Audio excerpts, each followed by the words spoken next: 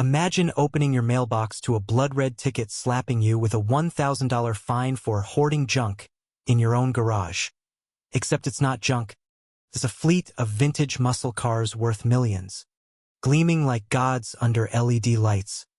But there it was, courtesy of Bertha Klein, the HOA president who'd somehow convinced herself she was the neighborhood's divine enforcer, her signature scrawled like a royal decree. Jack Harlan stared at it, chuckling darkly.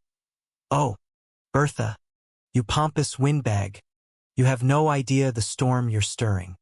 Bertha was the epitome of suburban tyranny, a rotund busybody in pastel cardigans, always clutching her clipboard like a shield against the chaos of actual human life.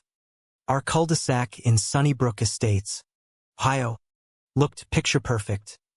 Manicured lawns, identical mailboxes, but it suffocated under her endless rules.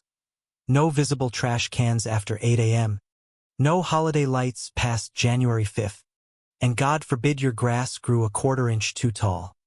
I'd moved here after retiring from the Navy, thinking it'd be peaceful.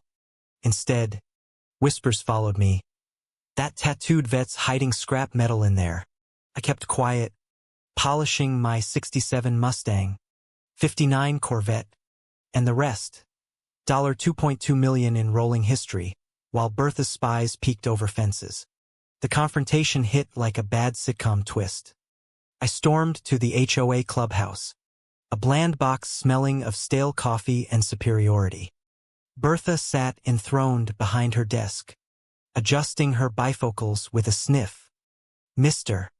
Harlan, I presume we've had reports of derelict vehicles cluttering your property." Her voice dripped fake politeness, like honey over arsenic. "Derelict? Those are classics. Bertha.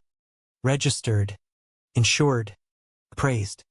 I drive 'em on weekends." She leaned forward, her chins quivering. "Our covenants state non-operational vehicles must move every 30 days. Yours haven't budged. It's about standards. You see, keeping our community pristine." I smirked. "Standards? Like how you find the widow next door for her wilting petunias, while your own yard looks like a golf course on steroids." She flushed. "Irrelevant. Pay up or face leans." I left seething, but plotting time to peel back her mask. Whispers turned to roars as I dug in. Neighbors confided over backyard beers. "Bertha hit me with $750 for unauthorized bird feeders. Said they attract vermin." Another. "She docked me $400 because my kid's bike was parked improperly on our own driveway." I photographed notices, cross-checked bylaws. Her rules were twisted interpretations, vague as fog. My brother-in-law, a city clerk, confirmed HOAs can't override state vehicle codes. She's bluffing. I gathered affidavits from a dozen folks, single moms, retirees, all targeted while Bertha's cronies lived fine-free. Financials from public records, a goldmine, $85,000 in enforcement fees funneled to mystery accounts. Bertha wasn't enforcing. She was extorting, padding her ego and maybe her pockets. Community betterment, she'd preached at meetings, but where were the new benches or fixed sidewalks? Gone. Like her credibility.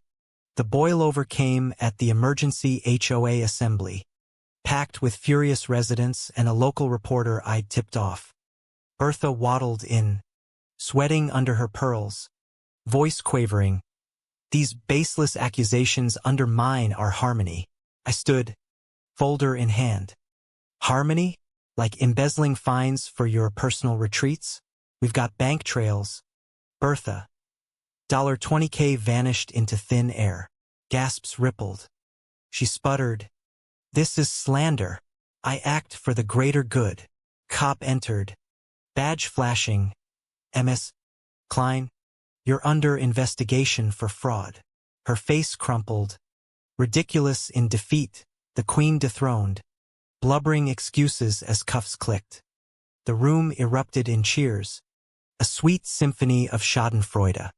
In the aftermath, We ousted the board, reformed the rules with transparency clauses, no more solo tyrants. Refunds flowed. Bertha fled to a condo sans HOA. Probation bound and broke. My garage, still my sanctuary.